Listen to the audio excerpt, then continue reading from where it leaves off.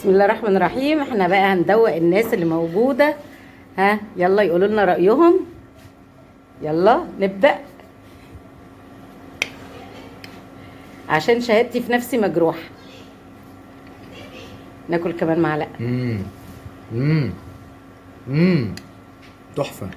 ده الأكل اللي بيتقال عليه في منتهى العظمة، رهيبة بجد مش مجاملة. اللحمة أخبارها إيه؟ زبدة قمة السوا، دايبة. اقطع كده، ما حطيتش حاجة يعني. اقطع لهم كده. المعلقة مش محتاجة حاجة. شايفين اللون؟ مش محتاجة أي حاجة. ما شاء الله، تحفة. تحفة. ويلدن، قمة الويلدن،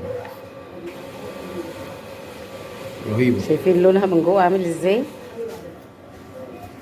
ألف هنا وشفا، ألف هنا. بسم الله الرحمن الرحيم. زي ما انتم شايفين كده عاملين تحفة فنية يا جماعة. حاجة كده طعمها واو، تشرفك في العزومات. حاجة جميلة جدا وبسيطة جدا وصحية جدا. مش قادرة اقول لكم جدا جدا على ايه ولا ايه. نصلي ونسلم ونبارك على رسول الله صلى الله عليه وسلم. وبستحلفكم بالله ان انتوا تعملوا شير للفيديو، ان انتوا تعملوا لايك وتعملوا كومنت حلو. جزاكم الله عنا خير.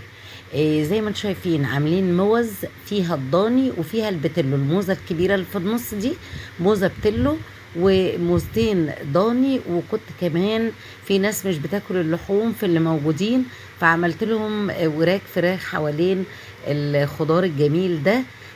كله مستوي حلو قوي، كله طعمه رائع رائع رائع بشهادة اللي داق في الاول اهو. زي ما انتوا شفتوا فود بلوجر، في حاجة تحفة جدا. كمان تعليقاته فرحتني قوي وبسطتني قوي. ربنا يا رب يصلح الحال للجميع. زي ما انتوا شايفين كده جايبة الموز بتاعتي، وعملت شوية خضار، بطاطس على كوسة على فلفل أخضر على فلفل ألوان على جزر على بصل على توم. حطيت شوية ملح وفلفل وبهارات لحمة وشوية كمون صغيرين وبابريكا. ولو حابة شطة حطي شطة. حطي بقى توابلك زي ما انت عايزة بقى، لورا حطي مرق الدجاج، كل اللي تحبيه من الحاجات اللي انا بقولها دي. زي ما انتم شايفين كده معلقتين كبار كده من الزبدة.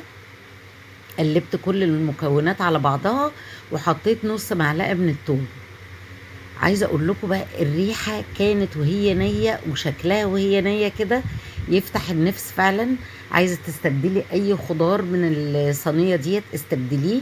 دي شبه كده ورقة اللحمة، يعني احنا عاملينها عبارة عن ورقة لحمة، لكن عشان ما شاء الله حجم الموز كانت كبيرة فعملتها في الصينية زي ما انتوا شايفين.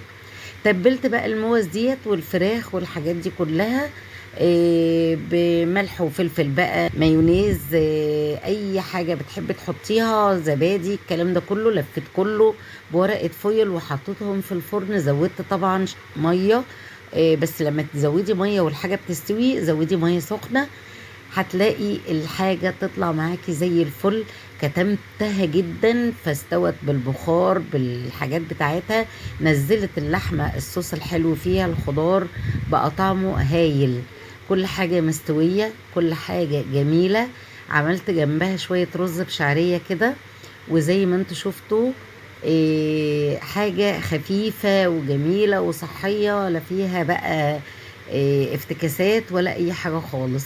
ممكن تعمليها بلحمة، ممكن تعمليها بموز زي ما انا عملتها كده، ممكن تعمليها بفراخ بس، ممكن تعمليها ببط بأي طيور زي ما انتوا عايزين.